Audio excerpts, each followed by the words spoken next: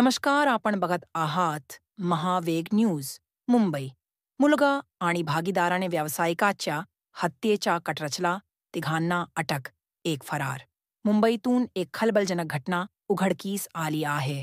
चारकोप परिसरात 75 वर्षीय व्यापारी मोहम्मद अयूब सय्यद यांची निर्घृण हत्या करण्यात आली. पोलिसांच्या तपासात धक्कादायक खुलासे समोर आले आहेत. हत्येचा कट मृताच्या मुलाने आणि व्यावसायिक भागीदाराने रचला होता.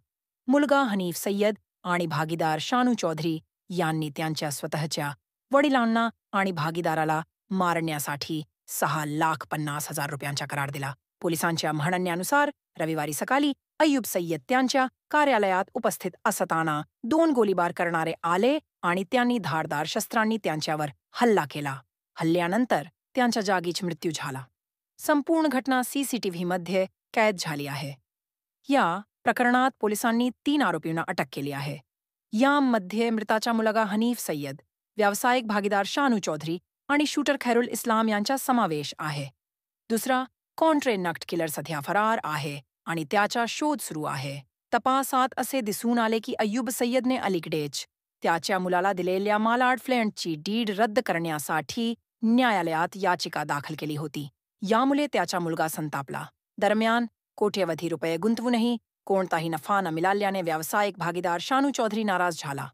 या रागामुळे दोघांनी हत्येचा कट रचला. DCP संदीप जाधव आणि ACP नीता पाडवी यांच्या मार्गदर्शनाखाली वरिष्ठ निरीक्षक सकाळी 11 ते 12च्या दरम्यान संपूर्ण प्रकरणाचा उलगडा केला. एक व्यापारी किंवा इंडस्ट्रियलिस्ट ज्यांना म्हणू आपण, मोहम्मद अयूब मोहम्मद करण्यासाठी पोलिसांचा शोध तीव्र करण्यात आला. युनुस सय्यद 67 वर्षाचे ते आहेत. त्यांची हत्या त्यांच्या कंपनीच्या परिसरामध्ये, फॅक्टरीच्या परिसरामध्ये त्यांच्या कार्यालयात करण्यात आलेली होती अज्ञात इसमांकडून. त्या ठिकाणी पोलिसांनी जाऊन तिथलचं टेक्निकल डेटा ॲनालिसिस वगैरे करून 2 आरोपी निष्पन्न केले होते. त्यांचा पाठलाग करत असताना एक आरोपी आम्हाला गोवंडीच्या परिसरात मिळून आला. त्याचं नाव मोहम्मद खैरुल इस्लाम कादिर अली आहे. त्याला पकडल्याच्या नंतर त्याकडं विचारपूस केल्याच्या नंतर त्यांनी सांगितलं की ह्या मैताला मारण्याची सुपारी त्या मैताचा जो पार्टनर आहे, बिझनेस पार्टनर शानू मुश्ताक चौधरी यांनी दिलेली आहे. म्हणून मग शानू मुश्ताक चौधरीला अरेस्ट केलं. शानू मुश्ताक चौधरीकडं तपास करत असताना शानू मुश्ताक चौधरीने सांगितलं की यामध्ये त्याचा छोटा मुलगासुद्धा इन्वॉल्ड आहे.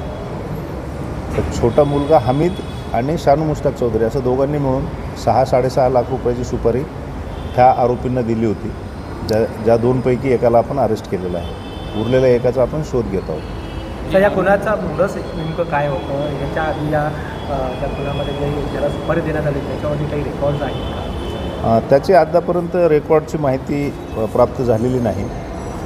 परंतु ते जो 2 आरोपी आहेत, ते 2 आरोपी आणि शानू चौधरी यांचे भेटीगाठी होत असायच्या.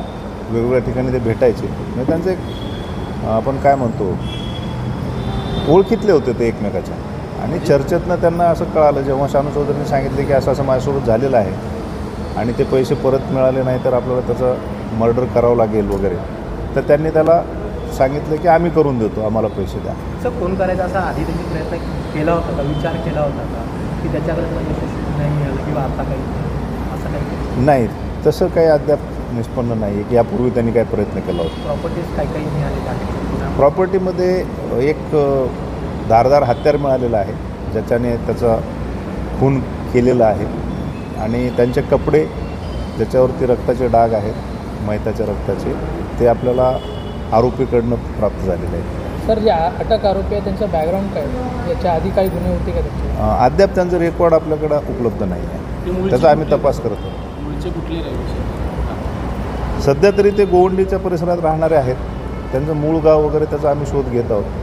एक आरोपी जो फरार आहे त्याच्याबद्दल आम्ही सगळं ॲनालिसिस करत आहोत.